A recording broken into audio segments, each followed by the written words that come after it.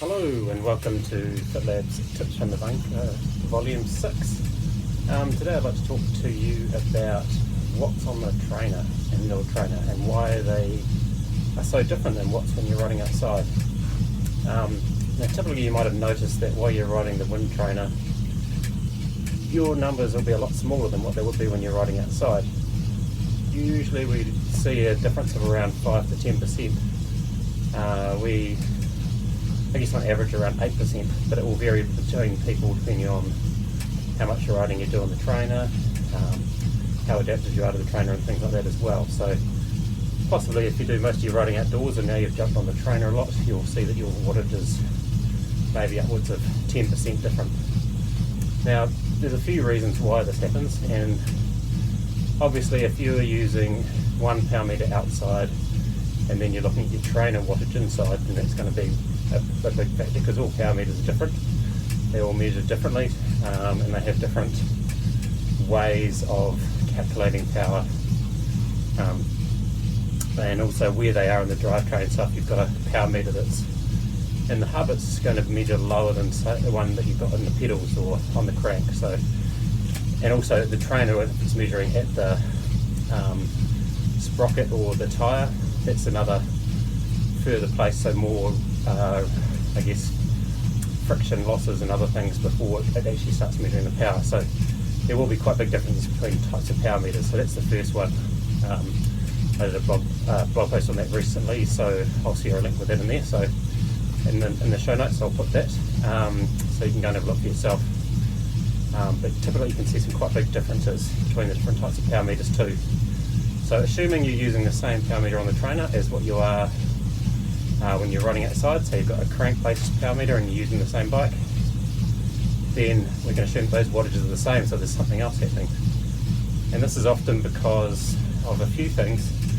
The first one being, and the most probably the biggest influence, is because you're indoors, you don't have that cooling effect of the wind or the airflow over your body, and that's probably the biggest factor that helps you stay cool training outside. So you tend to heat up, and when you heat up, your body is spending more energy trying to cool itself down, and then it can put into training or to riding, so you do lose performance by your body heating up. So that's one big thing. We noticed this at FitLab when we started going from training indoors or testing indoors to testing outdoors. Some riders would have quite wildly different numbers when you test them outdoors and when you test them indoors. So and these often tended to be maybe bigger individuals. They collect more heat quickly when they're getting tested indoors. So outdoor testing was better suited to them, especially if they're training outdoors. So a test indoors will give you training zones for indoors. A test outdoors will give you training zones for test outdoors. So you've got to watch those when you're testing one and comparing it to the other. So that's one thing. The other is, aside from heating up, is the different types of pedaling that you do on the trainer compared to when you're pedaling in the outside world. There's the way distribution of, or the pedaling dynamics is different. So distribution of torque, there's often shorter spurts of torque when you're riding outside and more rest in the pedaling circle, whereas on the trainer it's more of a tend to be exerting force more during the pedaling circle, so more time is spent producing power in that circle than when you're actually doing the same thing outdoors. So there's different pedaling dynamics basically, and that also affects how you're producing power. Steve Bale, one of our coaches, did a great blog post on this, and I'll put a link in the comments below as well.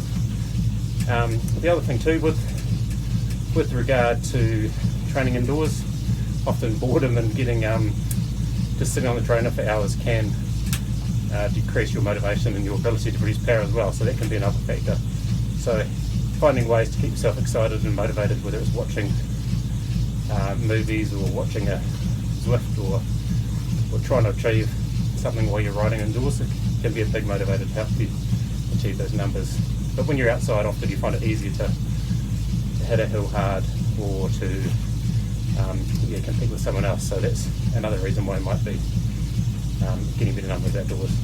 But on that note, when you are riding indoors, make sure that you are keeping cool, drinking plenty of water. You're pretty funny, you need to drink more water. I drink around 1 litre an hour when I'm training indoors, but that's pretty extreme because I tend to lose a lot when I'm training indoors as well. So really watch that. You might want to look at weighing yourself before and afterwards to give yourself an idea of how much water you're losing in sweat on the trainer, because even if it's not showing up in your clothes, in your towel or whatever, then it's still evaporating. So just keep an eye on that so that you're not losing too much and you're replacing it as you're going. So you're not going to be able to consume much more than pretty 800 mils to 1 litre an hour. That's pretty extreme. Most people can't absorb that. So make sure you are still getting a decent bit in size drink bottle in every hour, and just see how you go. You don't want to be drinking more, upsetting your tummy by drinking too much either, but really work on getting plenty of water in. That's the biggest thing. And then of course cooling down with fans. Make sure you've got at least 1 or 2 big fans, or potentially you might want to try sticking the trainer outside, sticking it on the deck, opening the garage door, just trying to get the extra airflow around you, because that does make a big difference. And that's it for today. So some tips here on keeping cool when you're training, and why the wattages when you're riding the trainer are quite different. So yeah, talk to you next time.